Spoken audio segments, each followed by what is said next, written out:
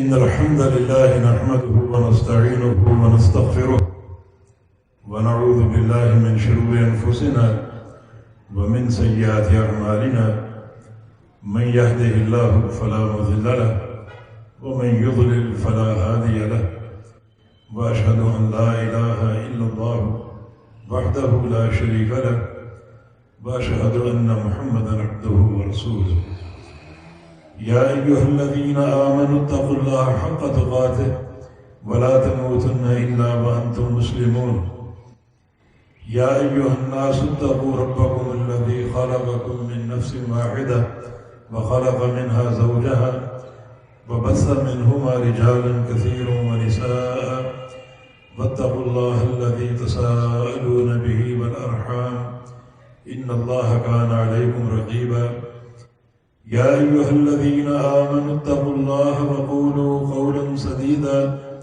يصلح لكم أعمالكم ويغفر لكم ذنوبكم ومن يطع الله ورسوله فقد فاز فوزا عظيما اللهم صل على محمد وعلى آل محمد كما صليت على إبراهيم وعلى آل إبراهيم إنك حميد مجيد اللهم بارك على محمد وعلى آل محمد كما باركت على إبراهيم وعلى آل إبراهيم إنك حميد مجيد سبحانك لا علم لنا إلا ما علمتنا إنك أنت العليم الحكيم رب اشرح لي صدري ويسر لي أمري واحلل عقدة من لساني يفقهوا قولي لقد قال الله سبحانه وتعالى بعد أعوذ بالله من الشيطان الرجيم من همزه ونفخه ونفثه بسم الله الرحمن الرحيم فاستمسك بالذي أوحي إليك إنك على صراط مستقيم وإنه لذكر لك ولقومك وسوف تسألون واسأل من أرسلنا من قبلك من رسلنا أجعلنا من دون الرحمن آلهة يعبدون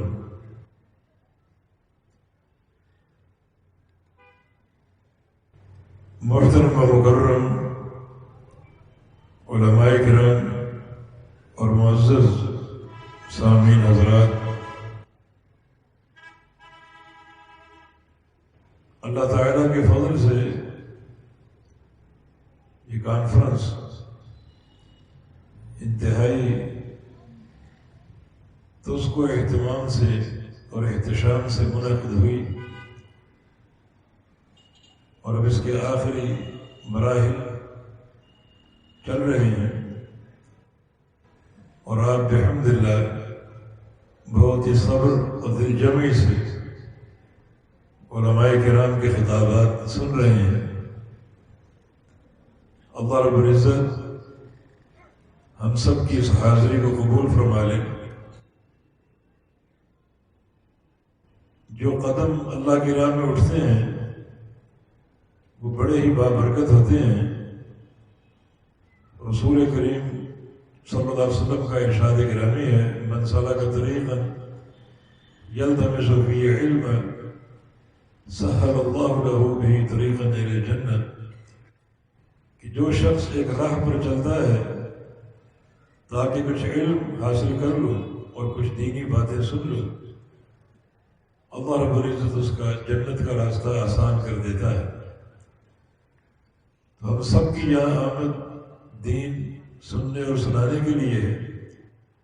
اللہ تعالیٰ ان قدموں کو مبارک کر دے، ہر قدم کو اللہ تعالیٰ برکتوں سے بھر دے، اور اللہ تعالیٰ ہمیشہ ہمارے اندر نفع بخش علم سننے کا شوق پیدا فرما دے، اور جو علم ہم سنیں اس پر اللہ رب العزت ہمیں عمل کی توفیق بھی عطا فرما دے۔ دعوت اہل حدیث اس موضوع کا اعلان آج ہوا ہے۔ بحمداللہ ہم اہل الحدیث کتاب و سنت کی پیروی کے دعوے دار ہیں۔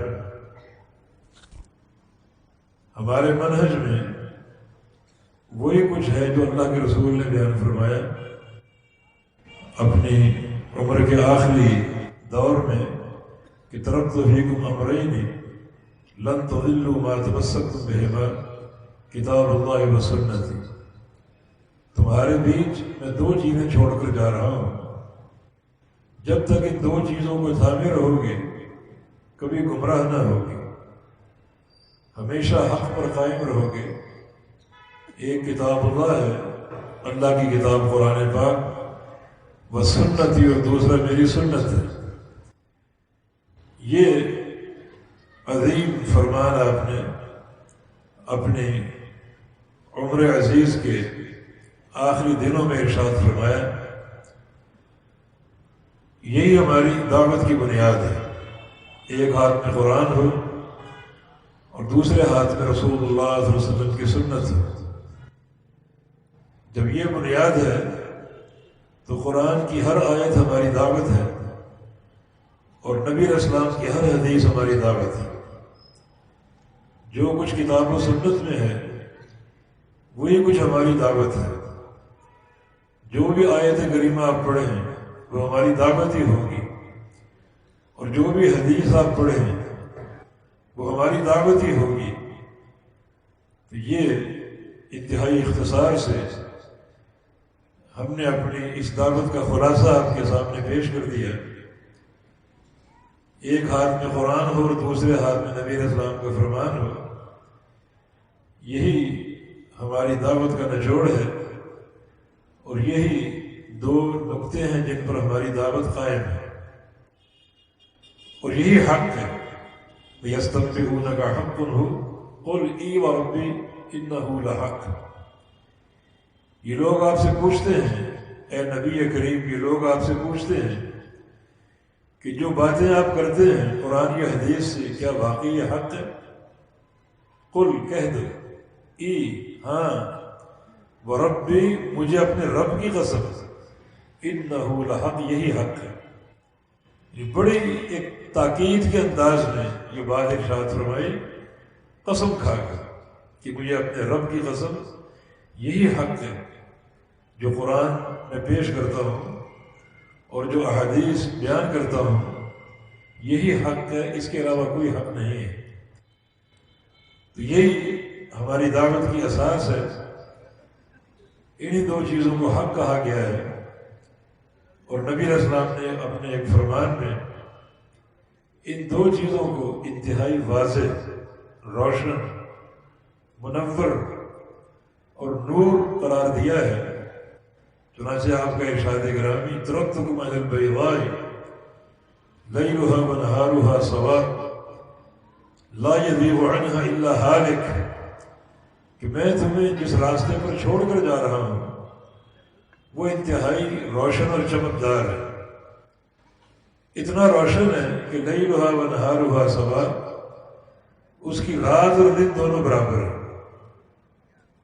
اس کی رات اور دن دونوں برابر ہیں۔ جو راستہ میں تمہیں دے کر جا رہا ہوں، جس راہ پر تمہیں چھوڑ کر جا رہا ہوں، اس کی رات اور دن برابر ہے۔ مانا اس راستے میں رات نامی کسی چیز کا تصور نہیں، کوئی اندھیرا نہیں، کوئی تاریکی نہیں، ظلمات نہیں، کوئی ابہام نہیں، بلکہ ہر چیز نصف النہار کے سورج سے زیادہ روشن ہے۔ ہم نے زیادہ اس لیے کہا، یہ سورج جو آسمان پر چمکتا ہے، ایک وقت آتا ہے یہ سورج چھپ جاتا ہے اور رات پھیل جاتی ہے، اندھیرے پھیل جاتے ہیں، لیکن دین کا سورج ایسا سورج ہے کہ اس میں رات نامی چیز کا کوئی تصور نہیں، نور ہی نور۔ لقد جاءکم من اللہ نور، تمہارے پاس اللہ کی طرف سے جو دین آیا ہے یہ منارہ نور ہے، یہ روشنی کا مینار ہے، یہ نور ہی نور ہے، یہ منور ایک راستہ ہے، چمکدار راستہ ہے۔ اور اسی راستے کے بارے میں قرآن کہتا ہے کہ اِنَّا نَحْنُ نَزَّلْنَا الذِّكْرَ وَإِنَّا لَهُ لَحَافِظُونَ، کہ ہم ہی نے قرآن حدیث اتارا اور ہمیں اس کے محافظ ہیں۔ ہم اس کی حفاظت کریں گے، اس کی حفاظت کا ذمہ ہم نے لیا، ہم ہی اس کی حفاظت کریں گے، ہم ہی نے اس کو اتارا ہے اور ہم ہی اس کی حفاظت کریں گے۔ تو کتنے مقدمات ثابت ہوتے ہیں۔ ایک مقدمہ یہ ثابت ہوا کہ نبی کریم صلی اللہ علیہ وسلم اپنی امت کو کیا دے کر کے؟ دو چیزیں، قرآن اور حدیث۔ اور آپ صلی اللہ علیہ وسلم نے دو چیزوں کو کیا کہا؟ روشنی، نور، چمکدار راستہ، اتنا روشن راستہ کہ اس میں اندھیرا نہیں ہے، تاریکی نہیں ہے، ظلمت نہیں ہے، نور ہی نور ہے اور چمک ہی چمک ہے، ہر چیز واضح ہے، ہر پروگرام واضح ہے۔ اور پھر یہ راستہ کامل و اکمل ہے۔ ابھی ختم نبوت کے تعلق سے آپ نے جو باتیں سنی بڑی عجیب تھی، تو ختم نبوت کا پیغام ہی یہ ہے کہ الیوم اکملت لکم دینکم، آج میں نے دین مکمل کر دیا، اور یہ دین آج ہی مکمل ہوا۔ نبی آخر الزمان محمد کریم صلی اللہ علیہ وسلم، یہودی آ کر کہا کرتے تھے لو نزلت هذه الآیۃ فینا لاتخذنا وعیدا، اگر یہ آیت ہمارے اندر اترتی، تورات میں اترتی، تو اس دن کو ہم عید بنا لیتے۔ جیسے عید میں خوشی کرتے ہیں ویسے ہم خوشیاں مناتے ہیں، وہ دن ہمارا تہوار کے طور پہ ہوتا ہے۔ اس قدر یہ عظیم آیت ہے کہ اللہ رب العزت نے دین مکمل کر دیا۔ یہ دین مکمل ہے، کامل و اکمل ہے، اس میں کسی اضافے کی گنجائش نہیں۔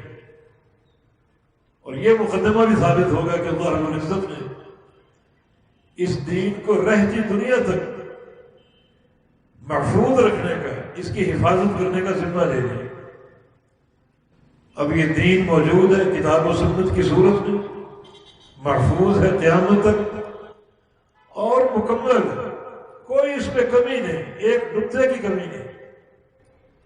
ایک اور حدیث رسول اللہ صلی اللہ علیہ وسلم کا فرمان ہے کہ ما ترکت من شیء یقربکم من الجنہ الا وقد حدثتکم بہ وما ترکت من شیء یبعدکم عن النار الا وقد حدثتکم بہ۔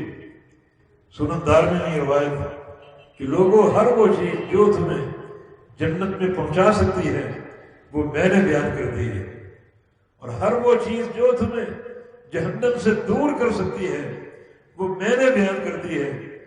مانا جنت کو حاصل کرنے کا پورا پروگرام میں نے دیا ہے، اور جہنم سے دوری اختیار کرنے کا، بچاؤ اختیار کرنے کا پورا پروگرام میں نے دیا ہے۔ اگر جنت چاہیے تو اکتفا کرو میرے بیان پر، اور جہنم سے بچاؤ چاہیے تو اکتفا کرو میرے بیان پر۔ اگر جنت نہیں چاہیے تو جاؤ جو مرضی کرو، جس کے چاہو دامن کو تھام لو، جس کے چاہو پیروکار بن جاؤ۔ اگر جہنم سے بچاؤ نہیں چاہیے تو جاؤ جو مرضی کرتے پھرو، جس کی چاہے پیروی کر لو، جس کے چاہو دامن کو تھام لو۔ لیکن اگر واقعہ جنت کی طلب میں مخلص ہو اور جہنم کی آگ سے بچنا چاہتے ہو جو تمہاری ضرورت ہے، ان اجسامکم علی النار لا تقوی، تمہاری یہ چمڑی جہنم کی آگ کو برداشت نہیں کر سکتی۔ نارکم ھذہ جزء من 70 جزء من نار جہنم، یہ جو دنیا کی آگ تم جلاتے ہو جس کو ایک منٹ کے لیے برداشت نہیں کر سکتے، جہنم کی آگ اس سے 70 گنا زیادہ گرم ہے۔ اشتقت النار الى ربها فقالت یا رب اکل بعدی بعدا، جہنم نے اللہ کے دربار میں شکوہ کیا کہ یا اللہ تو نے اتنی تیزی میرے اندر پیدا کر دی، اتنی شدت میرے اندر پیدا کر دی کہ میری آگ مجھے کھا رہی ہے، میری آگ مجھے کھائے جا رہی ہے۔ اس آگ کو برداشت کر سکو گے؟ اللہ کے پیارے پیغمبر کیا فرما رہے ہیں؟ ما ترکت من شیء یقربکم من الجنہ الا وقد حدثتکم بہ، کہ ہر وہ چیز جو تمہیں جنت میں پہنچا سکتی ہو، جنت کے قریب لے جا سکتی ہو، وہ میں بیان کر چکا ہوں۔ جنت چاہیے تو یہ دیکھو میں نے کیا بیان کیا، یہ مت دیکھو قوم کیا کر رہی ہے، برادری کیا کر رہی ہے، باپ دادا کیا کہتے ہیں، پیر و مرشد کی تعلیمات کیا ہے۔ دین مجھ پہ مکمل ہوا اور میں نے پورا دین پیش کر دیا، سمجھا دیا، ایسا سمجھایا ہے کہ یہ دین نور ہی نور ہے، اس میں تاریکی کا کوئی تصور نہیں ہے، اندھیرے کا، ابہام کا، ظلمت کا کوئی گزر نہیں، کوئی تصور نہیں۔ تو اگر واقعی جنت چاہیے تو کتاب و سنت کو تھامو جو میں لے کر آیا، تیسری کوئی چیز نہیں۔ الا للہ الدین الخالص، اللہ کے لیے دین خالص ہے، بالکل خالص، اور دین خالص قرآن سے ملے گا، یہ حدیث سے ملے گا اور کہیں سے نہیں۔ جس قدر آگے جاتے جاؤ گے، شخصیات کو داخل کرتے جاؤ گے، اسی قدر ملاوٹیں پیدا ہوتی جائیں گی۔ اللہ تعالیٰ ملاوٹی دین قبول نہیں کرے گا۔ قرآن کہہ رہا ہے الا للہ الدین الخالص، اللہ کے لیے دین خالص ہے، اللہ دین خالص قبول کرے گا۔ جب تک ان دو چیزوں کو تھامے رہو گے تمہارے پاس دین خالص رہے گا، اور جو آگے بڑھو گے ان میں نئی نئی شخصیات کو داخل کرو گے، پیدا کرو گے، تو ملاوٹیں بڑھتی جائیں گی، اور آج ملاوٹیں بڑھ چکی ہیں، اور ایسی بہت سی چیزیں جو دین نہیں وہ دین کے نام سے اختیار کی جا رہی ہے۔ دعوت اہل حدیث یہ ہے کہ خالص کتاب و سنت کو تھامو۔ دیکھیں قرآن کیا کہہ رہے ہیں، سورہ زخرف، فاستمسک بالذی اوحی الیک انک علی صراط مستقیم۔ اے محمد کریم صلی اللہ علیہ وسلم، جو آپ کی طرف وحی کی جا رہی ہے اسے مضبوطی سے تھام۔ استمسک مانا قوت سے پکڑنے، مضبوطی سے پکڑنے میں، جیسا کہ نبی علیہ السلام کی ایک حدیث میں اس مضبوطی سے تھامنے کی تعبیر موجود ہے کہ عضوا علیہا بالنواجذ، کہ اس کتاب و سنت کو تھام لو اتنی مضبوطی کے ساتھ کہ ہاتھوں سے نہ پکڑو بلکہ داڑھوں میں دبا لو۔ داڑھوں کی گرفت ہاتھوں سے زیادہ پکی ہوتی ہے، مضبوط ہوتی ہے، اتنا مضبوطی سے پکڑ لو گویا وہ چیز آپ نے داڑھوں میں دبا لی۔ فاستمسک، مضبوطی سے تھام لو، مضبوطی سے پکڑ لو کس چیز کو؟ ما اوحی الیک، جو آپ کی طرف وحی کی جا رہی ہے۔ آپ کی طرف وحی کیا کی جا رہی ہے؟ دو چیزیں، خود قرآن کہہ رہے ہیں وَأَنزَلَ اللَّهُ عَلَيْكَ الْكِتَابَ وَالْحِكْمَةَ، اللہ نے آپ پر دو چیزیں اتاری ہیں، ایک قرآن، دوسرا حدیث۔ اسے مضبوطی سے تھام، اور آگے اس کو تھامنے کی تعریف بیان ہوئی کہ اِنَّكَ عَلَىٰ صِرَاطٍ مُسْتَقِيمٍ، یقیناً آپ بھی صراط مستقیم ہیں۔ یعنی کتاب و سنت کو تھامنا، اللہ تعالیٰ کی وحی کو تھامنا، یہی صراط مستقیم۔ صراط مستقیم یہی ہے۔ ارے دن رات دعائیں کرتے ہو اہدنا الصراط المستقیم، 5 وقت نمازیں، فرض بھی، سنتیں، نوافل، رات کو تہجد میں کہاں کہاں نہیں پڑھتے اہدنا الصراط المستقیم، اہدنا الصراط المستقیم۔ یا اللہ میں صراط مستقیم دے دے، صراط مستقیم عطا فرما دے۔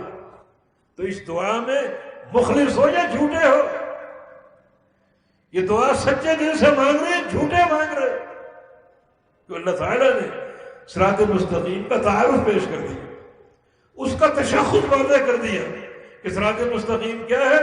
فاستمسک بالذی اوحی الیک انک علی صراط مستقیم، کہ جو آپ کی طرف وحی کی جا رہی ہے اسے تھام لو، یہی صراط مستقیم۔ تو صراط مستقیم کی دعائیں کرو، اور صراط مستقیم اپنانے کا راستہ، اس سے دور بھاگو۔ یہ قول و فعل کا تضاد ہے۔ اس دعا میں آپ سچے نہیں ہیں، مخلص نہیں ہیں۔ اگر اس دعا میں مخلص ہو تو صراط مستقیم تو اللہ کی وحی کا راستہ، اس کو خارج رکھو، اس وحی میں کسی اور چیز کو شامل نہ کرو، کوئی اضافہ نہ کرو، بدعات و خرافات کو شامل نہ کرو۔ اللہ تعالیٰ کے لیے دین خالص ہے، تو اللہ تعالیٰ اپنے پیارے نبی سے فرما رہے ہیں، جو کہ دعوت اہل حدیث کی بنیاد ہے، کہ آپ تھام لیں کس چیز کو؟ جو آپ کی طرف وحی کی جائے۔ اِنَّكَ عَلَىٰ صِرَاطٍ مُسْتَقِيمٍ، بلا شبہ آپ ہی صراط مستقیم پر ہیں۔ اللہ تعالیٰ کی وحی کو تھامنے والا ہی صراط مستقیم۔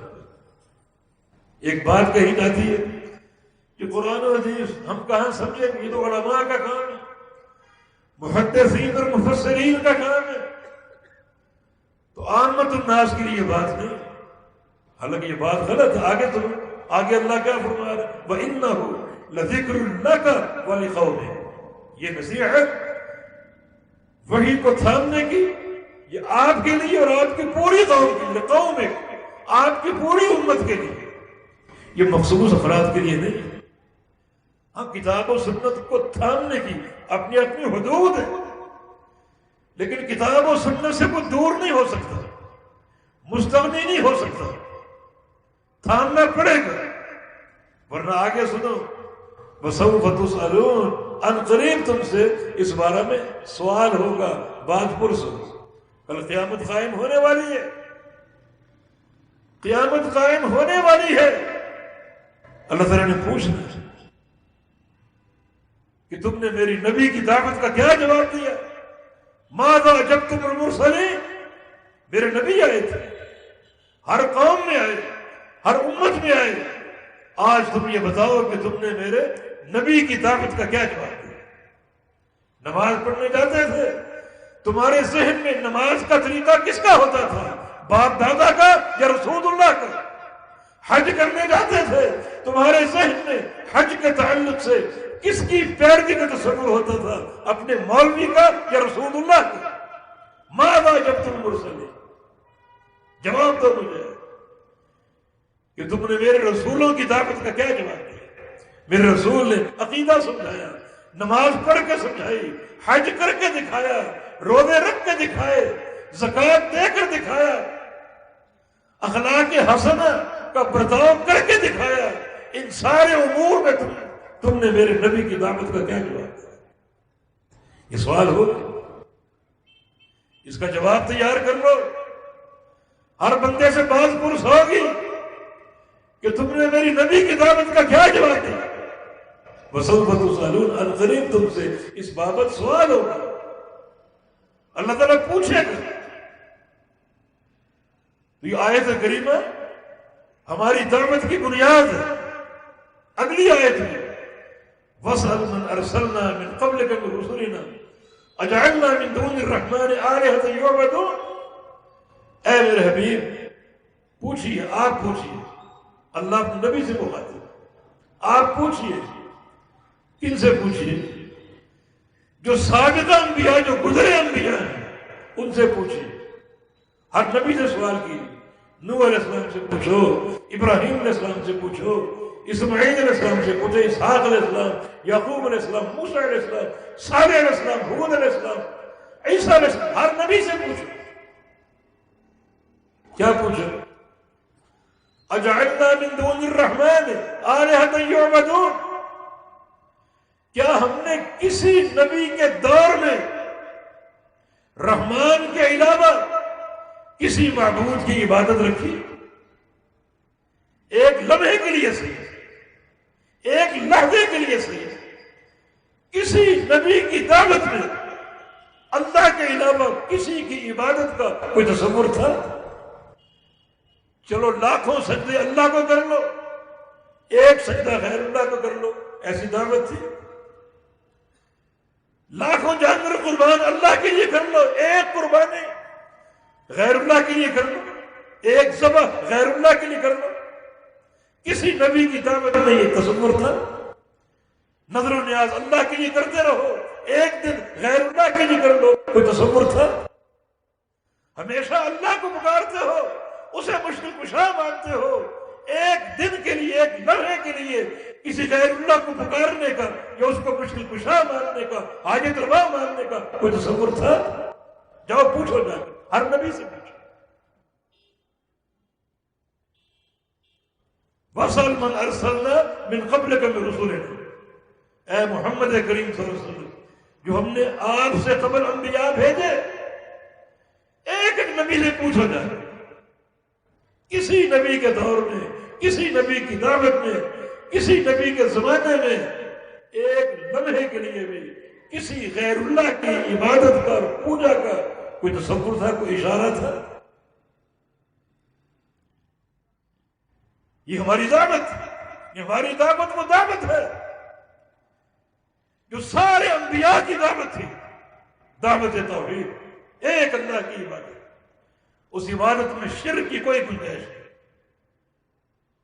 اور سوال یہ کہ انبیاء سے کیسے پوچھیں؟ وہ تو آئے، اپنا وقت پورا کر کے چلے گئے، ان کا دور تو ختم ہو گیا، ان سے کیسے پوچھیں؟ ان سے کیسے بات کریں؟ ہاں، ان سے بات کرو، ان سے پوچھو۔ میری آخری کتاب قرآن کے ذریعے، یہ قرآن سارے انبیاء سابقین کی دعوت کا محافظ، مہم، مصدق، جتنے انبیاء گزرے ان سب کی تصدیق، ان کی دعوت کی تصدیق قرآن نے کی، ان کی سچائی کی شہادت قرآن نے دی۔ تو قرآن کھول لو، قرآن نے کیا بتایا ہے انبیاء سابقین کی دعوت کے بارے میں؟ بہت سے مقامات، وَلَقَدْ بَعَثْنَا فِي كُلِّ أُمَّةٍ رَسُولًا أَنِ اعْبُدُوا اللَّهَ وَاجْتَنِبُوا الطَّاغُوتَ۔ یہاں ساری امتوں اور سارے انبیاء کی دعوت، ہم نے ہر امت میں، ہر قوم میں رسول بھیجا، ہر قوم میں رسول بھیجا، فی کل امہ، ہر امت کا ذکر ہے، ہر رسول کا ذکر ہے۔ ان رسولوں کی دعوت کیا تھی؟ ان اعبدوا اللہ واجتنبوا الطاغوت، ایک اللہ کی عبادت کرو اور ہر طاغوت کا انکار کرو۔ طاغوت کیا ہے؟ جس کی اللہ کے سوا عبادت کی جاتی، جس کو اللہ کے سوا پکارا جاتا ہے، جس کو اللہ کے سوا مطاع یا متبع مانا جاتا ہے، وہ سب طاغوت، سب کا انکار کرے۔ یہ سارے انبیاء کی دعوت، ایک اللہ کی عبادت کی دعوت، ہر طاغوت کے انکار کی دعوت، یہ سارے انبیاء کی دعوت۔ تو اے میرے پیارے رسول، ہر نبی سے پوچھو، کسی نبی کے دور میں ایک لمحہ کے لیے صحیح، ایک ذرہ کے برابر ہی صحیح، سوئی کے ناکے کے برابر صحیح، کوئی شرک کا تصور تھا؟ پوچھئے جائے۔ اور قرآن ہر نبی کی دعوت کو پوری سچائی سے بیان کر رہا۔ قرآن کیا جھوٹی کتاب ہے؟ اب یہ سارے انبیاء کی دعوت ہے۔ جو لوگ مبتلا شرک ہیں وہ صرف رسول اللہ کی دعوت کے منکر نہیں ہیں، بلکہ سارے انبیاء کی دعوت کے منکر ہیں۔ ابراہیم علیہ السلام کی دعوت کے، نوح علیہ السلام کی دعوت کے، موسیٰ اور عیسیٰ علیہ السلام کی دعوت کے، سب انبیاء کی دعوت کے منکر۔ شرک کی آمیزش چاہے ایک سوئی کے ناکے کے برابر کیوں نہ؟ قرآن کی ایک آیت، الذین آمنوا ولم یلبسوا ایمانہم بظلم اولئک لہم الامن وہم مہتدون۔ اس کا ظاہری معنی یہ ہے جو لوگ ایمان لائے اور ان کے ایمان میں ظلم شامل نہ ہو، ظلم، ان کے لیے امن ہے اور یہ لوگ ہدایت یافتہ ہیں۔ ان کے لیے امن، دنیا میں امن، مرنے کے بعد قبر میں امن، قیامت کے دن اللہ کے عذاب سے امن، یہ امن ہی ہے کن کے لیے؟ جو ایمان لائے اور ان کے ایمان میں ظلم شامل۔ جناب عبداللہ بن مسعود رضی اللہ عنہ راوی اس قصے کے کہ شق ذالک علی اصحاب رسول اللہ، آیت کریمہ اتری، صحابہ کرام پر بڑی گراں گزری کہ ظلم تو ہو ہی نہ تھا، ظلم تو ہو ہی نہ تھا۔ بھائی بھائی پر ظلم کر بیٹھتا ہے، کبھی باپ بیٹے پر ظلم کر بیٹھتا ہے، کبھی شوہر بیوی پر ظلم کر بیٹھتا ہے، کبھی انسان اپنے اوپر ظلم کر لیتا ہے، ظلم تو ہو ہی جاتا ہے۔ اور قرآن کہہ رہے ایمان لائے اور ایمان میں رتی برابر ظلم نہ ہو، اس کے لیے امن۔ ظلم تو ہو جاتا ہے، اینا لم یظلم، بلا کون ہے جو ظلم نہیں کرتا؟ تو پھر ہمارے لیے امن نہیں ہے کیا؟ ہم ہدایت پر نہیں ہے کیا؟ یہ بات بڑی گراں گزری صحابہ، رسول اللہ صلی اللہ علیہ وسلم کی خدمت میں حاضر ہوئے، یا رسول اللہ صلی اللہ علیہ وسلم، اس آیت نے ہماری کمر توڑ دی، بلا ظلم سے کون خالی ہے؟ ظلم ہو ہی جاتا ہے. کبھی آپ پوری رات جاگتے رہے اور سب جاگتے ہیں، اپنی اوپر ظلم ہے. وَلِنَفْسِكَ عَلَيْكَ حَقٌّ، اس نفس کا آپ پر حق ہے. پوری رات جاگنا، اپنے نفس پر ظلم تو ہو جاتا ہے. کبھی دن بھر نہ کھانا، اپنے نفس پر ظلم تو ہو جاتا ہے. اس کا معنی امن میں کوئی بھی نہیں، ہدایت پر کوئی بھی نہیں. رسول اللہ صلی اللہ علیہ وسلم نے ارشاد فرمایا الم تسمعوا ما قال العبد الصالح، یہاں ظلم کا معنی وہ نہیں ہے جو تم سمجھ رہے ہو. زیادتی کرنا، ظلم کرنا، کسی شے کو اس کے نامناسب مقام پر رکھنا، یہ ظلم ہے. یہاں یہ مراد نہیں. یہاں ظلم سے مراد شرک ہے. اللہ کے نیک بندے لقمان نے اپنے بیٹے کو نصیحتیں کی تھی. ایک نصیحت یہ بھی کی تھی، یا بنی لا تشرک باللہ، میرے بیٹے اللہ کے ساتھ شرک نہ کرنا. ان الشرک لظلم عظیم، شرک جو ہے وہ ظلم عظیم ہے. یعنی یہاں ظلم سے مراد شرک ہے. ایمان لائے اور ان کے ایمان میں رتی برابر شرک شامل ہے. شرک شامل ہو گیا، وہ ایمان بگڑ گیا، اس کی صفائی اور طہارت ختم ہو گئی، تزکیہ ختم ہو گیا، اور آپ کے ایمان میں ظلم شامل ہو گیا، چاہے وہ سوئی کے ناکے کے برابر ہے. ایسا اگر ہو گیا تو یقین کر لو تمہاری کوئی عبادت اللہ قبول نہیں کرے. سب رائے گا، سب برباد. بسم اللہ الرحمن الرحیم. هل اتاك حدیث الغاشیہ وجوہ یومئذ خاشعہ عاملۃ ناصبہ تصلی نارا حامیہ. خود اللہ نے قیامت کی خبر دی ہے. جا کر 30واں پارہ پڑھ لیجئے. قیامت کے دن بہت سے چہرے ذلیل ہوں گے، ان پر گرد و غبار کی تہیں جمی ہوں گی. یہ کون چہرے، کون لوگ ہیں؟ کیا یہ بد کردار لوگ ہیں؟ نہیں، عبادت گزار لوگ. عاملۃ ناصبہ، بڑی بڑی عبادت کرنے والے، عبادت کر کر کے تھک جانے والے، یہ وہ لوگ، مگر چہروں پر ذلت، پھٹکار، لعنت اور نحوست اور کالک ملی ہوگی. یا اللہ، عبادت کے باوجود عبادات کر کر کے تھک جانے والے، لیکن تصلی نارا حامیہ، دہتی ہوئی جہنم کی آگ میں داخل ہو، یہ جہنم کا لقمہ بن جائیں گے. باوجود ہے کہ عبادت کرنے والے تھے، عبادتیں کر کر کے تھک جانے والے تھے. کیوں؟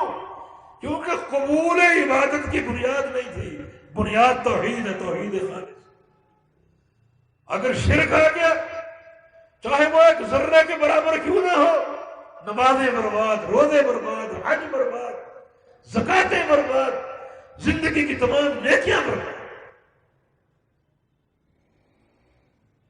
اتنا یہ معرکۃ الحرام مسئلہ.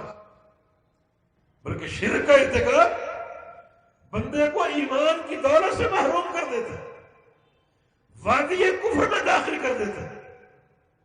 وہ قصہ آپ نے نہیں پڑھا ابو واقد اللیثی کی روایت سے؟ نبی علیہ السلام جب مکہ فتح کر چکے تو اگلا معرکہ آپ کا جنگ حنین کے لیے. یہ دونوں معرکے ایک ہی سفر میں مکہ فتح ہوا. اسی سفر میں لوٹتے ہوئے آپ نے جنگ حنین لڑی.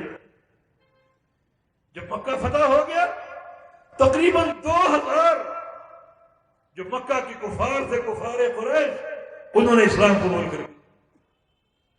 اب اسلام میں نئے نئے داخل ہوئے تھے، حنین کی طرف جا رہے ہیں. راستے میں ایک درخت آ گیا، اس درخت کا نام تھا ذات انوات. وہ مکہ کے جو نئے مسلمان تھے انہیں اپنا پرانا دور یاد آ گیا. جہاد کے لیے جا رہے ہیں، ہم جاہلیت کے دور میں اس درخت کے ساتھ اپنے ہتھیار لٹکایا کرتے تھے اور ہم کو فتح ملتی تھی. انہوں نے سوچا کہ یہ درخت تو مشرکین کا ہے. نبی علیہ السلام سے عرض کیا اجعل لنا ذات انوات کما لهم ذات انوات. یا رسول اللہ صلی اللہ علیہ وسلم، جیسے ان کفار کا یہ درخت تھا ذات انوات، جس کے ساتھ اپنے ہتھیار لٹکایا کرتے تھے اور میدان میں فتح یاب ہوا کرتے تھے، ایسا درخت ہمارے لیے مقرر کر دیجیے، ہمارے لیے مقرر کر دیجیے، ہم بھی اس درخت کے ساتھ برکتیں حاصل کریں، ہتھیار لٹکائیں، کامیابیاں ملے، برکتیں ملے، ایسا درخت ہمیں بنا کر دیں۔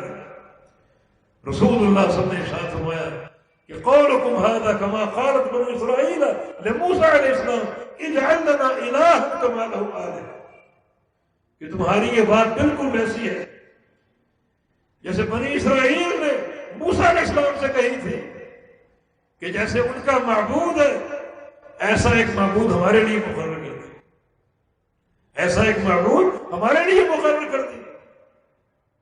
غور کی، ایک درخت کی بات چلی تھی کہ ایسا ایک درخت ہمارے لیے مقرر کر دیجیے۔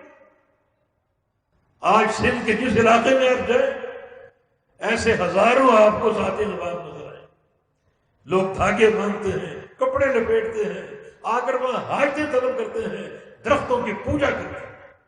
رسول اللہ صلی اللہ علیہ وسلم نے فرمایا کہ تمہاری یہ بات بنی اسرائیل کی بات جیسی ہے۔ ان کی بات کیا تھی کہ اے موسیٰ، جیسے ان کا الہ ہے، معبود ہے جس کی وہ عبادت کر رہے ہیں، ویسا ہمیں بھی ایک معبود بنا کر دے جس کو ہم دیکھیں اور اس کی پوجا کریں۔ اب کہاں ایک درخت کی بات اور کہاں پورے معبود کی بات، مانا شرک ایک ذرہ کے برابر کیوں نہ ہو، اس کی نحوست اور تباہی پہاڑ جیسی ہوتی ہے۔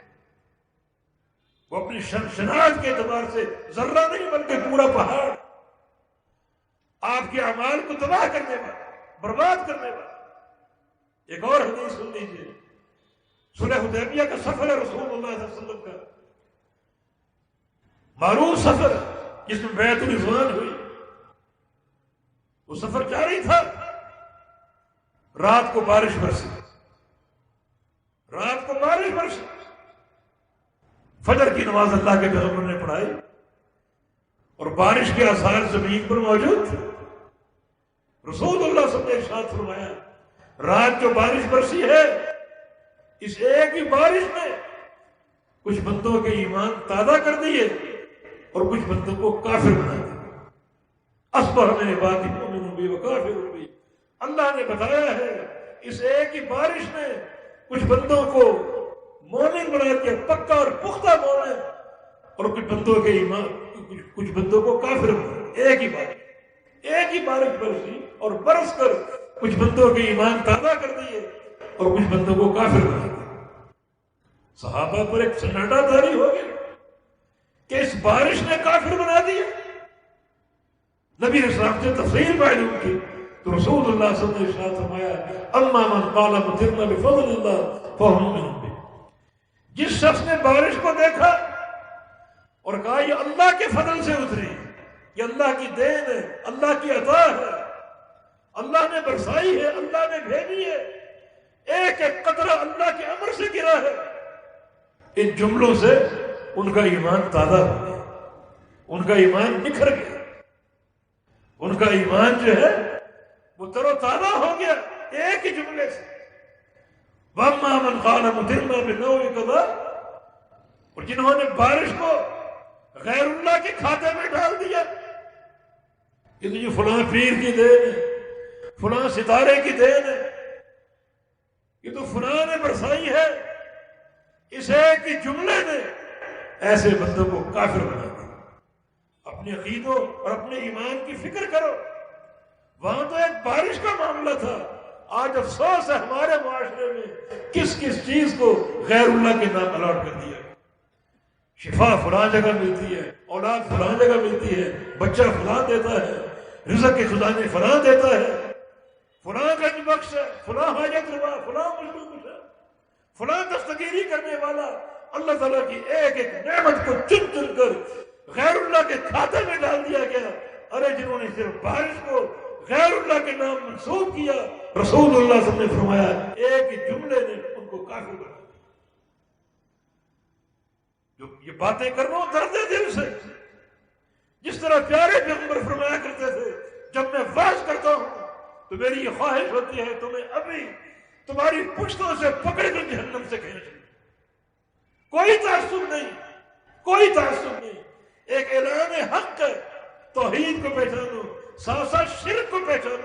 اتنا مہلک بنا کہ ایک جملہ اللہ کی ایک نعمت کو غیر اللہ کے نام منسوب کرنے والا کافر ہو گیا۔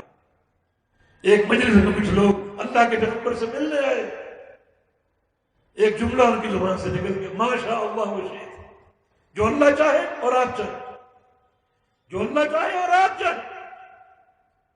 رسول اللہ خاموش نہ رہے، فرمایا اجعلتنی للہ عدلا، تم نے یہ جملہ کہہ کر مجھے اللہ کے برابر کر دیا؟ بل ما شاء اللہ وحدہ، جو صرف ایک اللہ چاہے، صرف ایک اللہ کی چاہت، اس کی مشیت، اسی کی چاہت اور مشیت کائنات پر نافذ ہوتی ہے۔ تم نے میری چاہت کا ذکر کیوں کیا؟ اگر ایسا کبھی کہنا ہو تو یوں کہا کرو، ما شاء اللہ ثم ما شئت، جو اللہ چاہے اور پھر جو آپ چاہے۔ پھر آپ چاہنے کا معنی یہ، جو آپ کی چاہت ہوگی وہ اللہ کی توفیق سے ہوگی، اللہ کی چاہت کے تابع ہوگی۔ یہاں بھی غور کر لیجیے، انہوں نے اللہ تعالیٰ کے ساتھ اللہ کے رسول کی چاہت کا ذکر کیا، اور آپ نے کیا فرمایا؟ تم نے مجھے اللہ کے برابر کر دیا۔ کہاں ایک چاہت کی بات اور کہاں اللہ تعالیٰ کی برابری؟ مانا شرک ایک ذرے کے برابر ہو یا ایک پہاڑ کے برابر ہو، دونوں کی برائی، دونوں کی مذمت، دونوں کی شناخت برابر ہے۔ جیسے پہاڑ کے برابر شرک مہلک ہے، ویسے ذرے کے برابر بھی شرک مہلک ہے اور تباہ ہے۔ یہ ہماری دعوت ہے۔ نبی علیہ السلام کے دور میں آپ کے بیٹے ابراہیم کا انتقال ہو گیا، بڑا آپ کو دکھ، بڑا آپ کو صدمہ، جب وہ آپ کی جھولی میں دم توڑ رہا تھا، دم توڑ رہا تھا، اللہ کے نبی اپنے بیٹے کو بچا نہیں سکے۔ موت و حیات اللہ کے پاس، پیدا کرنا اللہ کا کام ہے، موت دینا اللہ کا کام ہے، اس میں کسی انسان کو کوئی دخل نہیں۔ آپ کی آنکھوں سے آنسو جاری، ان العین تدمع والقلب یحزن وما نقول الا ما یرضی ربنا وانا بفراقک یا ابراہیم لمحزونون۔ آنکھوں میں آنسو ہیں اور دل میں غم، رنج و الم۔ میرے بیٹے ابراہیم، تیری وفات کا صدمہ تو بہت ہے مجھے، مگر زبان سے ایسا کوئی لفظ نہیں کہوں گا جو اللہ کو ناراض کرے، جتنا بڑا صدمہ، ایسا کوئی جملہ نہیں کہوں گا جو اللہ کو ناراض کر دے۔ بیٹا فوت ہو گیا، اس وقت کچھ قریش، کفار قریش نے اور پھر یہودیوں نے ایک شوشہ چھوڑ دیا، منافقین ان کے ساتھ شوشہ چھوڑ دیا کہ جو سورج گرہن ہو، اس دن سورج گرہن ہوا، سورج کو گرہن لگا، یہ سورج گرہن جو ہوا ہے یہ آپ کے بیٹے ابراہیم کی وفات کی وجہ سے۔ یہود بڑی خبیث قوم ہے، مسلمانوں کے عقیدوں کو خراب کرنے کے لیے ہر وقت کوشاں رہتے تھے۔ یہ بات خلاف عقیدہ تھی کہ سورج گرہن ابراہیم آپ کے بیٹے کی وفات کی بنا پر، انہوں نے عقیدہ یہ بیان کر دیا کہ سورج گرہن یا کسی مشہور شخصیت کے مرنے پر ہوتا ہے یا کسی مشہور شخصیت کے پیدا ہونے پر ہوتا ہے۔ تو آج چونکہ ابراہیم آپ کا بیٹا فوت ہوا، اللہ کے نبی کا بیٹا، تو اس مشہور شخصیت کی وفات پر سورج گرہن۔ نبی علیہ السلام حالانکہ دکھ، رنج و الم کی کیفیت میں تھے، بیٹے کی جدائی کا صدمہ تھا آپ کو، لیکن بات عقیدے کی ہو رہی، بات توحید اور شرک کی ہو رہی۔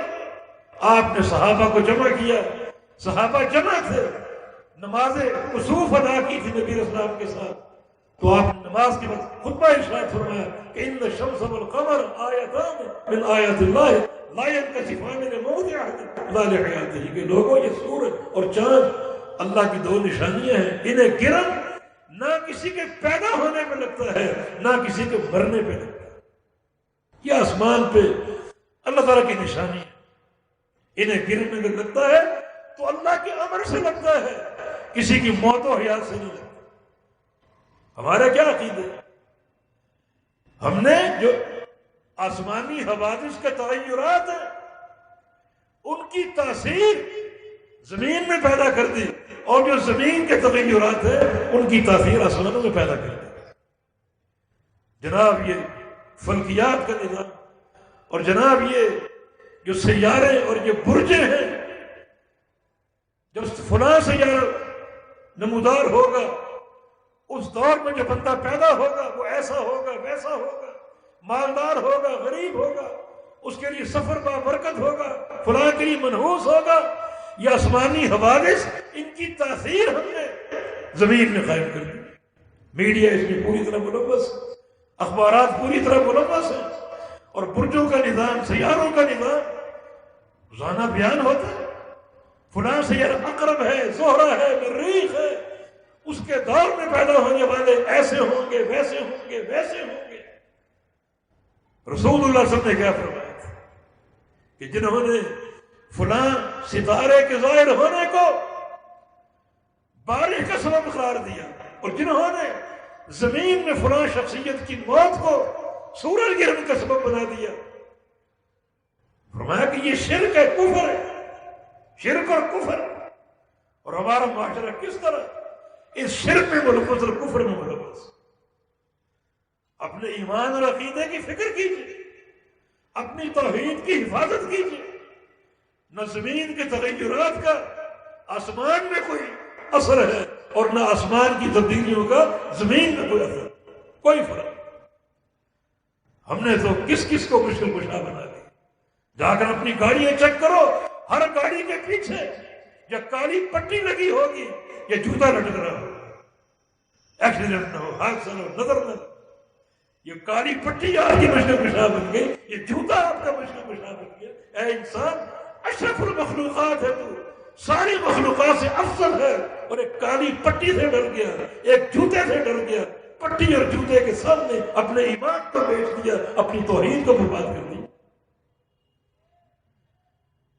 انگلی میں انگوٹھی اور انگوٹھی کا پتھر ہمارے لیے مشکل کشا، فلاں پتھر میرے موافق ہے، فلاں پتھر میرے لیے ناموافق ہے۔ یہ پتھر انگوٹھی میں ایک زینت ہے، آپ پہنے جو چاہے پہنے، ہیرا پہنے، زمرد پہنے، عقیق پہنے، جو چاہے پہنے۔ ہم نے کیا عقیدے بنا لی؟ فلاں پتھر جو ہے وہ میرے لیے موافق ہے، رزق میں برکت ہوگی، صحت میں برکت ہوگی، فلاں پتھر پہنوں گا میں بیمار پڑ جاؤں گا۔ پتھروں تک کی تاثیر ہم نے اپنے اوپر حاوی کر لی۔ سب سے قیمتی پتھر کون سا؟ حجر اسود ہے، جو خانہ کعبہ میں نصب۔ یہ دنیا کا پتھر نہیں ہے، جنت کا پتھر، اللہ نے جنت سے اتارا ہے، جو اللہ کے گھر میں نصب ہے، حجر اسود، جس میں تاثیر بھی ہے۔ یہ تاثیر قیامت کے دن ہوگی۔ رسول اللہ صلی اللہ علیہ وسلم کی حدیث ہے، یأتی الحجر یوم القیامہ، حجر اسود قیامت کی دن آئے گا۔ وَلَهُ عَيْنَانِ يُبْصِرُ بِهِمَا وَلِسَانٌ يَنطِقُ بِهِ۔ اس پتھر کو اللہ تعالیٰ دو آنکھیں لگا دے گا اور زبان دے دے گا۔ آنکھوں سے ان لوگوں کو تلاش کرے گا جن لوگوں نے اس کا بوسہ لیا ہو، استلام کیا ہو سچے عقیدے کے ساتھ، اور اپنی زبان سے گواہی دے گا، اور اللہ گواہی کو قبول کر کے ایسے بندوں کے جنتی ہونے کا فیصلہ فرما دے۔ کتنا قیمتی پتھر! کوئی پتھر اس جیسا قیمتی ہو سکتا ہے؟ کوئی پتھر اس کی برابری کر سکتا ہے؟ امیر المومنین عمر بن خطاب رضی اللہ عنہ اس پتھر کے سامنے کھڑے ہیں، بیت اللہ کا طواف کرتے ہیں، اس کو بوسہ دینے لگے۔ بوسہ دینے سے پہلے فرمایا، انی اعلم بانک حجر لا تنفع ولا تضر۔ حجر اسود، میں جانتا ہوں تو ایک پتھر، نہ تیرے ہاتھ میں نفع ہے نہ کوئی نقصان، نہ کوئی نفع پہنچا سکتا ہے اور نہ کوئی نقصان ٹال سکتا ہے۔ لولا انی رأیت رسول قبلک ما قبلتک ابدا۔ اگر میں اپنے حبیب کو، محمد کریم صلی اللہ علیہ وسلم کو نہ دیکھا ہوتا کہ انہوں نے تجھے بوسہ دیا ہے، میں تجھے کبھی بوسہ نہ دیتا۔ بوسہ اس لیے دے رہا ہوں کہ میرے پیارے پیغمبر نے دی، ورنہ عقیدے کی بات یہ ہے کہ تیرے ہاتھ میں کوئی نفع نقصان نہیں۔ نفع نقصان تو اللہ کے امر سے، کسی کو فائدہ پہنچے، صحت ملے، مال ملے، علم ملے، اللہ کے امر سے ملتا ہے، اور کسی کو موت مل جائے، بیماری مل جائے، فقر مل جائے، اللہ کے امر سے ملتا ہے۔ ہر شر اور خیر کا فیصلہ اللہ فرماتا ہے۔ اس میں نہ کسی مخلوق کا دخل ہے، نہ کسی زمینی حادثے کا دخل ہے، اور نہ کسی آسمانی حادثے کا دخل ہے، اللہ کے امر سے دخل۔ لوگوں نے کیسی کیسی باتیں کی، اور پیارے پیغمبر نے ان کے عقیدوں کو کس طرح شرکیہ قرار دے کر انہیں ایمان سے خارج قرار دیا۔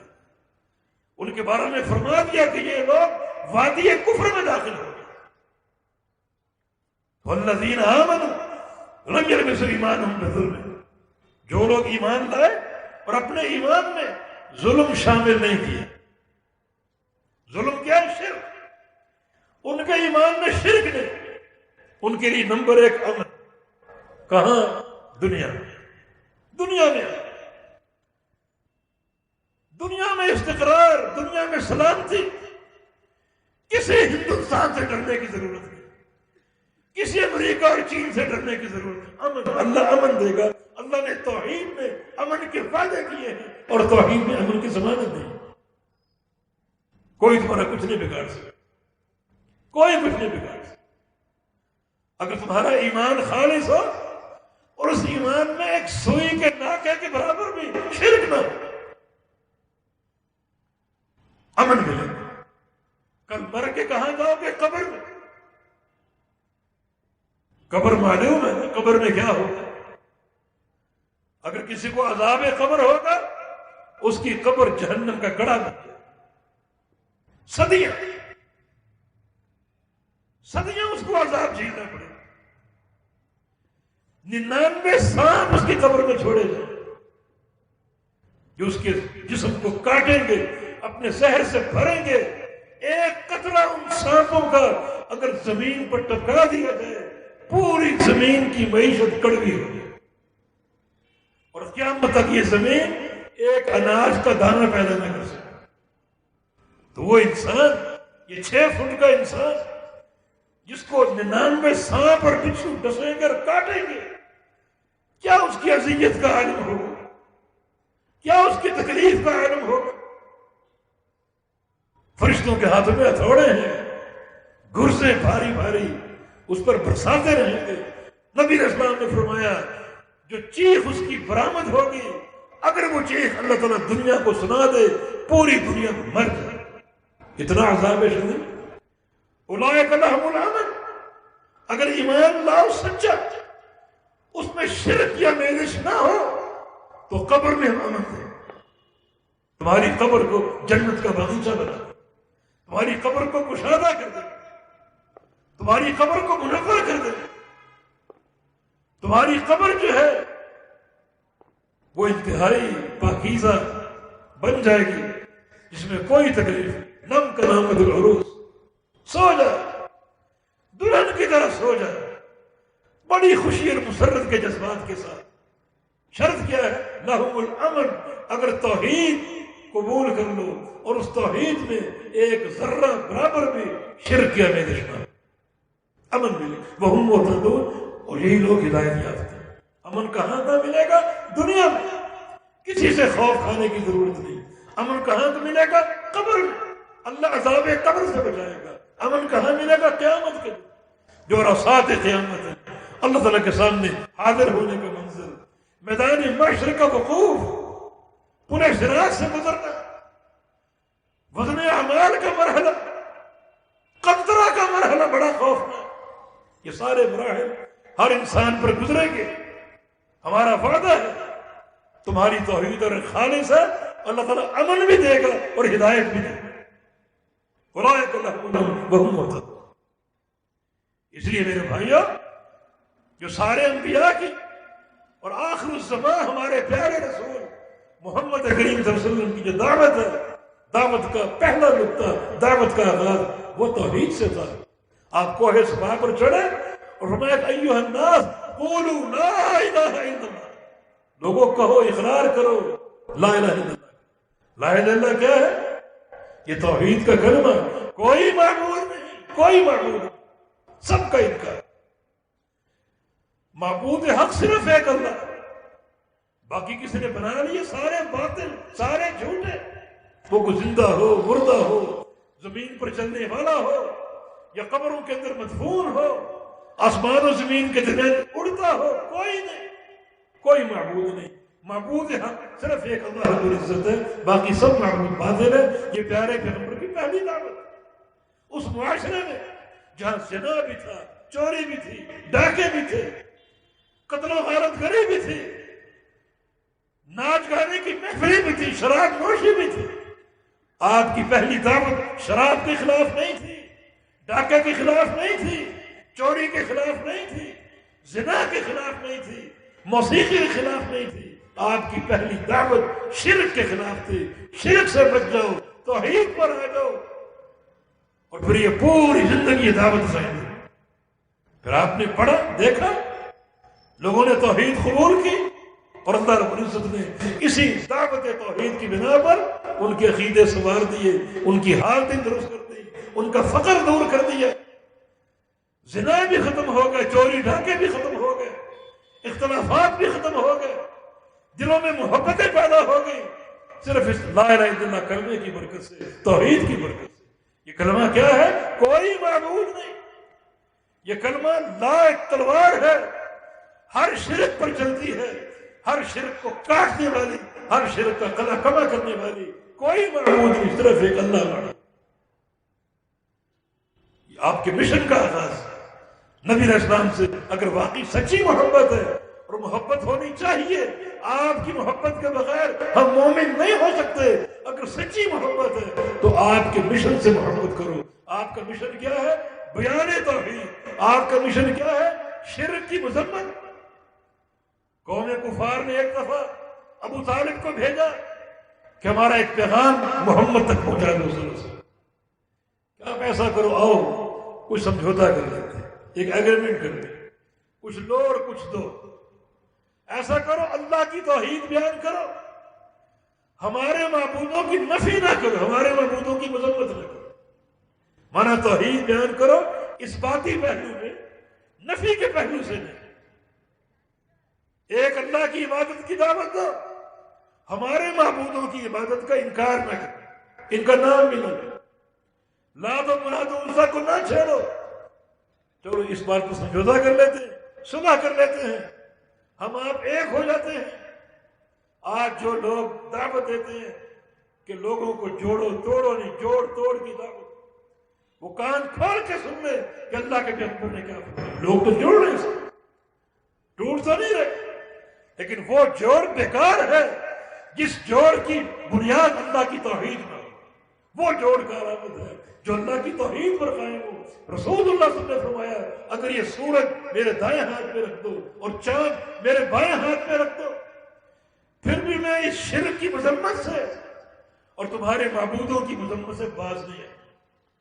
کیونکہ دعوت توحید کی تکمیل ان دو عناصر کے ساتھ ہے: اللہ کی وحدانیت کا اثبات، ہر غیر اللہ کی وہ عبادت کی نفی اور انکار. اعبدوا اللہ واجتنبوا الطاغوت، اللہ تعالیٰ کی عبادت ہو، ہر طاغوت کا انکار ہو، تب دعوت توحید پوری ہوتی. کیا توحید کی محبت ایک مشن کے طور پر ہر نبی کی دعوت کا پہلا نقطہ یہی تھا، توحید بیان کی اور شرک کی نفرت اور شرک کی مذمت کی، ڈٹ کے کی. جتنے معبودان بات، جتنے طواغیت لوگوں نے کھڑے کیے، سب کا انکار. اس کے بغیر دین قابل قبول نہیں، نماز روزے قابل قبول نہیں. ابن قیم نے لکھا ہے کہ شیطان انسان کو ورگلانے کے لیے پہلا بار شرک کا کرتا ہے. اس کو نمازیں پڑھنے دیتا ہے، جاؤ حج بھی کرو، روزہ بھی رکھو، زکاتیں دو، یتیم خانے بناؤ، مگر اس کی کوشش ہوتی ہے کسی طرح شرک میں اس کو پھنسا. اور اگر شرک میں پھنسا لیا تو اس کو چھوڑتا ہے، جاؤ بیٹا جاؤ، نمازیں پڑھو، روزے رکھو، حج کرو، زکاتیں دو، عمرے کرو، جہاد کرو، اب میری صحت کو اثر نہیں پڑے گا. کیوں؟ کیونکہ شرک کی موجودگی میں نہ کوئی نماز قابل قبول ہے، نہ کوئی روزہ قابل قبول ہے، نہ کوئی حج قابل قبول ہے، نہ کوئی عمرہ قابل قبول ہے. نبی علیہ السلام نے اسی لیے تو اپنی پوری زندگی اسی دعوت پر توجہ دی، اسی پر توجہ مرکوز رکھی. فتح مکہ ہو گیا تو آپ نے پہلے دو کام کیا کیے؟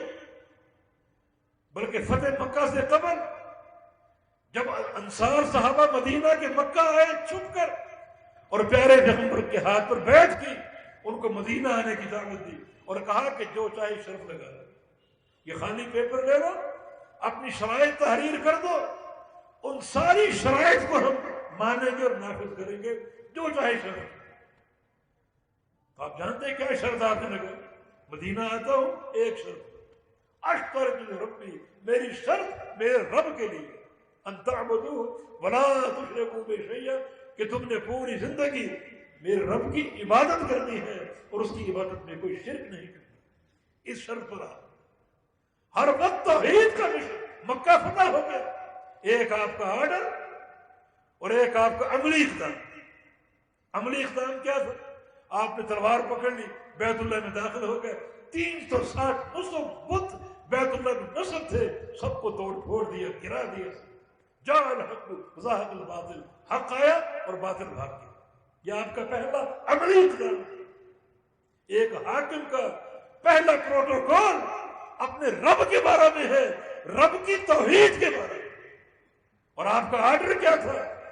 آرڈر یہ تھا کہ یا علی علی بن ابی طالب امیر المومنین رضی اللہ عنہ، جاؤ مکہ کی ایک ایک گلی میں، ایک ایک چوک اور چوراہے پر، ایک ایک پہاڑ پر، ایک ایک گھر میں جاؤ اور دو کام کرو، لا تذا قبر مشرفا الا مسویتہ ولا تمثالا الا متمستہ۔ کوئی اونچی خبر نظر آئے اسے زمین کی سطح کے برابر کرو، کوئی مورتی بت نظر آئے اس کی شکل کو مسخ کرو۔ یہ آپ کا آرڈر تھا۔ اسلامی ریاست وجود میں آئی، ریاست مدینہ کا نام بہت لیا جا رہا ہے، لیکن ریاست مدینہ کا پہلا کام کیا ہے؟ رب تعالیٰ کا پروٹوکول، اس کی توحید کا پروٹوکول، شرک کی نفی ہو، شرک کے مراکز کی نفی ہو اور اس کی توحید کی اقامت۔ اقامت توحید حکومت کا کام ہے، وقت کے حاکم کا کام۔ میرا آپ کا کام توحید بیان کرنا ہے، توحید سمجھانا ہے۔ اقتدار، سلطہ، طاقت، پاور گورنمنٹ کے پاس ہے، اپنی اس طاقت کو استعمال کرے اپنے رب کی توحید کے پروٹوکول کے۔ کس طرح قدم قدم پر آپ نے دعوت توحید کا اہتمام کیا، حتیٰ کہ آخری وقت آ گیا۔ آخری وقت میں آخری سانسیں ہیں، چند لمحات کے بعد قیام اجل آ چکا تھا۔ چند لمحات کے بعد آپ نے ایک دعا کی اور ایک بددعا کی، ایک دعا اور ایک بددعا۔ دعا کیا تھی؟ اللہم لا تجعل قبری وثنا یعبد، یا اللہ میرے فوت ہونے کے بعد میری قبر کو پوجا گاہ نہ بنا، میری قبر۔ کسی مائی کے لال کو کھڑا کرو جو یہ واضح کرے کہ اس کی قبر اللہ کے پیغمبر سے افضل، پوری کائنات میں سب سے افضل قبر محمد رسول اللہ صلی اللہ علیہ وسلم۔ اور ہے بھی کہاں؟ مدینہ میں۔ کس مقام پر؟ روضۃ من ریاض الجنہ۔ اب عائشہ صدیقہ قبر میں بیٹھے ہوئے تھے، فرمایا کہ ماں بین بیت و منبری روضۃ من ریاض الجنہ، میرے اس گھر سے لے کر میرے منبر تک جو زمین کا ٹکڑا ہے یہ جنت کا باغیچہ۔ قیامت کے دن یہ ٹکڑا اللہ تعالیٰ اٹھا کر جنت میں لگائے گا۔ یہ پیاری قبر روضہ جنت میں ہے، جنت کے باغیچے میں سب سے افضل قبر۔ مگر آپ کی دعا کہ یا اللہ میری قبر کو پوجا گاہ نہ بنا۔ تو کس کی قبر پوجا گاہ بنا؟ کس کی قبر کو پوجا گاہ بناؤ گے؟ یہ سب سے اعلیٰ قبر، سب سے اشرف قبر اور سب سے مقدس قبر، یا اللہ میری قبر کو پوجا گاہ نہ بنا۔ تو کون مائی کا نام ہے جس کی قبر کو پوجا گاہ بنایا جا سکتا؟ یہ آپ کی دعا۔ وفات سے چند لمحات قبل اور بددعا کیا تھی؟ لعن اللہ اليہود والنصارى اتخذوا قبور انبیائهم مساجد۔ اے اللہ یہودیوں پر اور عیسائیوں پر لعنتیں برسا جنہوں نے اپنے نبیوں کی قبروں پر مساجد بنائی، سجدہ گاہ بنائے، نبیوں کی قبر قبے بنائے، سجدہ گاہ بنائے۔ یہ بددعا کرتے کرتے آپ کا انتقال ہے۔ دعوت کا آغاز، مشن کا آغاز بھی توحید سے، آخری سانسیں چل رہی اور مشن کا آغاز بھی توحید کے ساتھ کہ یا اللہ یہ یہودی، یہ عیسائی جنہوں نے نبیوں کی قبروں اور عمارتیں بنا لی، قبے بنا لیے، ان پر لعنتیں برسا، اور ایک دوسرے میں قاتل اللہ، یا اللہ ان کو برباد کر دے، تہس نہس کر دے کہ انہوں نے نبیوں کی قبروں پر یہ حرکتیں کی، عمارتیں بنائی، قبے بنائے۔ یہ دعا کرتے کرتے آپ کا انتقال ہے، حالانکہ وہ انبیاء تھے۔ ہم نے تو پتہ نہیں عمارتیں کس کسی قبر میں بنا۔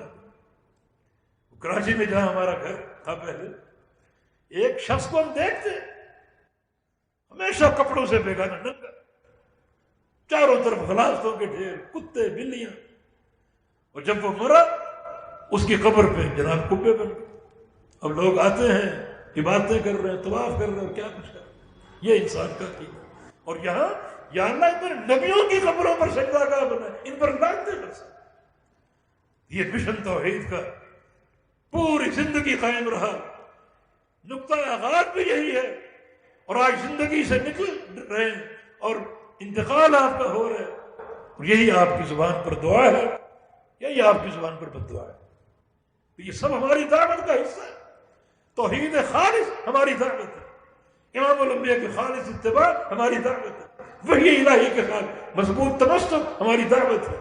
ہماری دعوت یہ حدیث ہے صحیح بخاری میں، رسول اللہ صلی اللہ علیہ وسلم کا فرمان، والذی نفس محمد بیدہ لا یؤمن احدکم حتی اکون احب الیہ من والدہ وولدہ والناس اجمعین۔ اس ذات کی قسم جس کے ہاتھ میں میری جان ہے، اس وقت تک تم مومن نہیں ہو سکتے جب تک مجھ سے محبت نہ کرو، ایسی محبت جو ماں باپ کی محبت سے بڑھ کر ہو، اولاد کی محبت سے بڑھ کر ہو، اور پوری کائنات کی محبت سے بڑھ کر ہو۔ اللہ کے پیارے پیغمبر کی محبت کی دعوت ہماری دعوت کا ایک اہم بنیادی نقطہ ہے۔ اس وقت تک بندہ مومن نہیں ہو سکتا۔ اگر کسی بندے کے دل میں اللہ کے حبیب کی محبت نہیں تو مومن نہیں ہو سکتا، یہ ہماری دعوت۔ اگر کسی بندے کے دل میں اللہ کے پیغمبر کی محبت تو ہے مگر اولاد کی محبت سے کم ہے، وہ بھی مومن نہیں ہو سکتا، یہ ہماری دعوت ہے۔ اگر کسی بندے کے دل میں اللہ کے رسول کی محبت ہے مگر اولاد کی محبت کے برابر ہے، وہ بھی مومن نہیں ہو سکتا، یہ ہماری دعوت ہے۔ مومن تبھی ہوگا جب اس کے دل میں اللہ کے حبیب کی محبت ہو، اپنے ماں باپ کی محبت سے بڑھ کر اور اپنی اولاد کی محبت سے۔ ہماری دعوت کی بنیاد یہ آیت کریمہ بھی ہے، الا ان اولیاء اللہ لا خوف علیہم ولا هم يحزنون الذین آمنوا وكانوا يتقون، کہ لوگوں خبردار، جو اللہ کے اولیاء ہیں، اللہ کے ولی ہیں، ان پر کوئی خوف نہیں، کوئی غم نہیں۔ اور اللہ کے ولی کون ہیں؟ جن میں دو شرطیں پائی جائیں، الذین آمنوا، جن میں ایمان ہو، سچی توحید ہو، ایمان خالص ہو، وکانوا یتقون، اور متقی پرہیزگار ہوں، اللہ اور اس کے رسول کی اطاعت کرنے والے ہوں، نمازی ہوں، روزے دار ہوں، حج کرنے والے، زکاتیں دینے والے، اخلاق حسنہ کے علمبردار ہوں۔ یہ اللہ کے اولیاء ہیں، ہمارا ایمان ہے۔ یہ ولایت ایک مقام حق ہے۔ اللہ کے نبی کی امت میں بے تحاشا اولیاء موجود ہیں، کچھ گزرے کچھ آج موجود ہیں، قیامت تک آتے رہیں گے، مگر ولایت کی یہ دو بنیادیں ہیں، ایک بنیاد ایمان خالص، توحید خالص، اور دوسری بنیاد تقوی، پرہیزگاری، اللہ تعالیٰ کی خشیت، اللہ تعالیٰ کا خوف۔ یہ اللہ کے اولیاء جن پر کوئی خوف نہیں ہوگا، کوئی غم نہیں ہوگا۔ یہ آیت کریمہ ہماری دعوت کا ایک اہم نقطہ، ہماری دعوت کا ایک اہم نقطہ یہ بھی ہے، رسول اللہ صلی اللہ علیہ وسلم کی حدیث، آپ کی محبت و فرض ہے، آپ پر ایمان لانا فرض ہے، اور پھر آپ کو محسن انسانیت قرار دے کر دن رات آپ پر درود پڑھا جائے۔ اللہ کے پیارے پیغمبر کی حدیث ہے، من صلی علیہ واحدۃ صلی اللہ علیہ بہا عشرہ، جو بندہ مجھ پر ایک بار درود پڑھے گا اللہ اس پر 10 رحمتیں اتارے گا۔ نبی اسلام کی حدیث ہے، جو بندہ صبح شام 10 بار مجھ پر درود بھیجے گا، قیامت کے دن حلت لہ شفاعت یوم القیامہ، قیامت کے دن میں اس بندے کی شفاعت ضرور کروں گا۔ رسول اللہ صلی اللہ علیہ وسلم کی حدیث ہے کہ مجھ سے قیامت کے دن سب سے قریب کون ہوگا، کہ دنیا کی زندگی میں مجھ پر زیادہ درود پڑھنے والا ہو۔ محدثین نے لکھا ہے کہ اہل الحدیث، محدثین، احادیث بیان کرنے والے سب سے زیادہ اللہ کے پیغمبر پر درود پڑھتے ہیں، حدیثیں بیان کرتے ہیں، ہر حدیث میں 2 بار کبھی 5 بار نبی علیہ السلام کا نام آتا ہے، اور ہر بار نام آنے پر وہ صلی اللہ علیہ وسلم کہتے ہیں، آپ پر درود بھی بھیجتے ہیں اور آپ پر سلام بھی بھیجتے ہیں۔ ہمارے یہ دعوت کا بنیادی حصہ ہے۔ محسن انسانیت جن پر درود بھیجا جائے. نبی اسلام کی حدیث ہے قیامت کے دن کچھ لوگ پورے صراط پار کر جائیں گے, سامنے جنت ہے مگر ان کو جنت کا راستہ بھلا دیا جائے گا. نسیا طریق الجنت, جنت کا راستہ بھلا دیا جائے گا, بھٹکتے پھریں گے. کتنی مدت بھٹکیں گے اللہ ہی جانتا ہے. کیوں بھلا دیا جائے گا؟ یہ وہ لوگ ہیں جو دنیا میں اللہ کے پیارے پیغمبر کا نام نامی لیتے یا آپ کا ذکر آتا اور آپ پر درود پڑھنا بھول جاتے. جنت کا راستہ بھلا دیا. ابی ابن کعب نے پوچھا یا رسول اللہ صلی اللہ علیہ وسلم اگر میں کہیں دعا کرنا چاہوں لیکن میں دعا کی بجائے آپ پر درود پڑھوں, مثلا گھنٹہ بیٹھنا چاہتا ہوں, آدھا گھنٹہ درود پڑھوں, آدھا گھنٹہ دعائیں مانگوں, تو میں کہ درود پڑھو. اگر درود زیادہ پڑھنا چاہو تو پڑھ سکتا ہے. عرض کیا کہ اگر میں 2/3 درود پڑھ لوں 1/3 دعا کر لوں, میں کہ ٹھیک ہے. اگر درود اور پڑھنا چاہو اور پڑھ سکتا ہوں. یا رسول اللہ صلی اللہ علیہ وسلم اگر میں پوری مجلس پورا گھنٹہ آپ پر درود ہی پڑھتا رہوں اور دعا نہ مانگوں یہ درست ہوگا؟ فرمایا کہا یہ درست ہوگا. ایسا اگر کرو گے اللہ تعالیٰ تمہاری ساری حاجتیں تمہاری ساری دعائیں بغیر مانگے پوری کر دیں. نبی اسلام پر درود پڑھنے کی برکتیں, دنیا کے فائدے, آخرت کے فائدے, ہماری دعوت کا بنیادی حصہ ہے کہ کثرت سے اللہ کے حبیب پر درود پڑھا جائے اور آپ پر سلام بھیجا جائے. نبی اسلام کی حدیث ہے زمین کے گوشوں گوشوں میں فرشتے پھیلے ہوئے ہیں. امت کے جو افراد اللہ کے پیغمبر پر درود پڑھتے ہیں اور سلام بھیجتے ہیں وہ فرشتے اس درود اور سلام کو لے کر اللہ کے حبیب پر پیش کرتے ہیں اور اللہ کے حبیب سلام کا جواب دیتے ہیں. تو کتنا گہرا تعلق, کتنا عظیم تعلق. تو ہم نے اختصار کے ساتھ کچھ دعوت کیا, اپنی بنیادی نقطے بیان کی. وقت چونکہ کافی ہو رہا ہے, مزید باتیں بہت ہو سکتی. اس دعوت کے تفصیلی اجزاء بے شمار اور سارے کے سارے کتاب و سنت کے دلائل سے آپ گواہی دیجیے گا. ہم نے اپنی کوئی بات نہیں کی, ہر بات یہ قرآن سے کی یا اللہ کے پیغمبر کی حدیث سے کی. اللہ تعالیٰ آپ کا آنا قبول فرما لے, اللہ یہ حاضری قبول فرما لے, اللہ اس کانفرنس کو, اس انتظام کو قبول فرما لے. جن کا تعاون شامل ہے, نوجوانوں کی محنت یا مالی تعاون, اللہ تعالیٰ سب کا یہ تعاون قبول فرما لے. جو کچھ سنایا اللہ اپنی رضا کے لیے قبول کر لے اور اللہ پاک ہمیں عمل کرنے کی توفیق عطا فرما دے. اقول قولی ھذا واستغفر اللہ لی ولکم وآخر دعوانا ان الحمد للہ رب العالمین.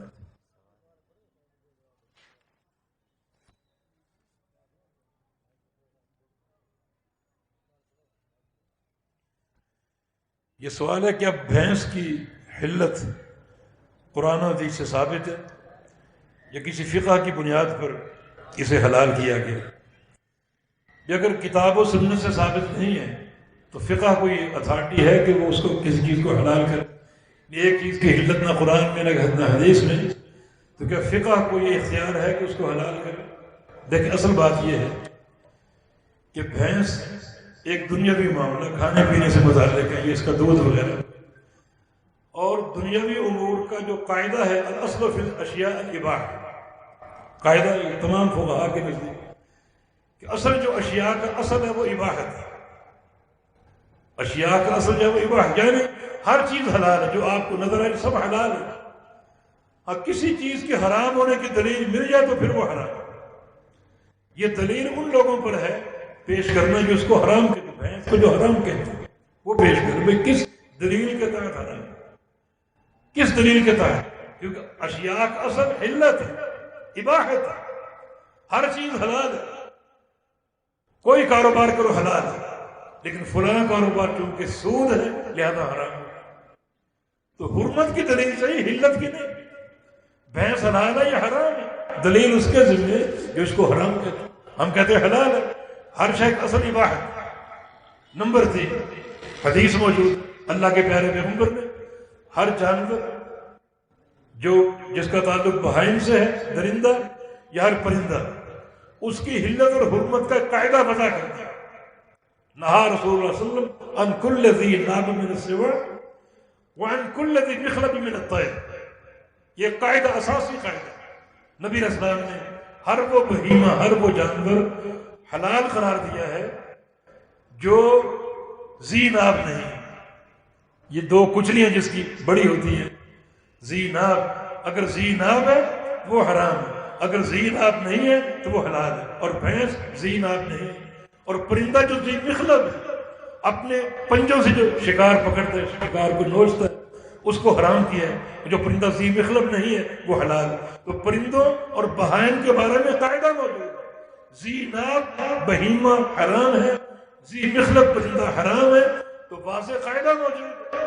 اس لیے حدیث موجود ہے، کسی اور طرف جانے کی ضرورت نہیں، اور اس کے شواہد قرآن پاک سے بھی ملتے ہیں۔ آج بہت سے لوگوں کا نظریہ ہے کہ ہم حدیث وہ سنائیں گے جو قرآن کے موافق ہو، کہ حدیث قرآن کے خلاف ہو سکتی ہے؟ بالکل نہیں، بالکل نہیں۔ اگر آپ کہیں کہ فلاں حدیث قرآن کے خلاف ہے تو آپ کا ذہنی جو ہے وہ اختلاط اور ذہنی آپ کا مرض ہے۔ اس طرح تو بہت سے لوگوں نے قرآنی آیتوں میں اختلاف کے دعوے کیے، ایسی 20 مثالیں موجود ہیں۔ مختلف لوگوں نے مختلف دور میں لکھا کہ قرآن کی فلاں آیت سے ٹکرا رہی، فلاں آیت سے ٹکرا رہی۔ کہیں قرآن کہتا ہے ہم مہر لگا دیں گے اور لوگ بول نہیں سکتے قیامت کے دن، اور کہیں کہتا ہے لوگ بولیں گے اور کلام کریں گے۔ لوگوں نے کہا یہ تعارض ہے۔ بھئی یہ تعارض نہیں ہے، ہر تعارض کا حل موجود ہے۔ اگر کتاب قرآن اور حدیث میں کوئی تعارض آپ کو نظر آتا ہے تو وہ آپ کا ذہنی خلل ہے، حقیقت میں تعارض نہیں ہے، اس کا حل موجود، اس کا جواب موجود ہے۔ کوئی مثال ہے تو پیش کریں، ہر تعارض کا حل موجود ہے، ورنہ خالی تعارض کا کھڑا ہونا یہ معاملہ مشکوک بناتا ہے۔ تو بہت سے لوگوں نے قرآنی آیتوں میں تعارض کے دعوے کیے ہیں اور 20 مثالیں بھی پیش کی ہیں، فلاں آیت فلاں سے ٹکرا رہی، فلاں آیت کی متعارض ہے۔ تو وہاں پھر کیا کرو؟ یقیناً جواب موجود ہے، وہی جواب یہاں بھی موجود ہے۔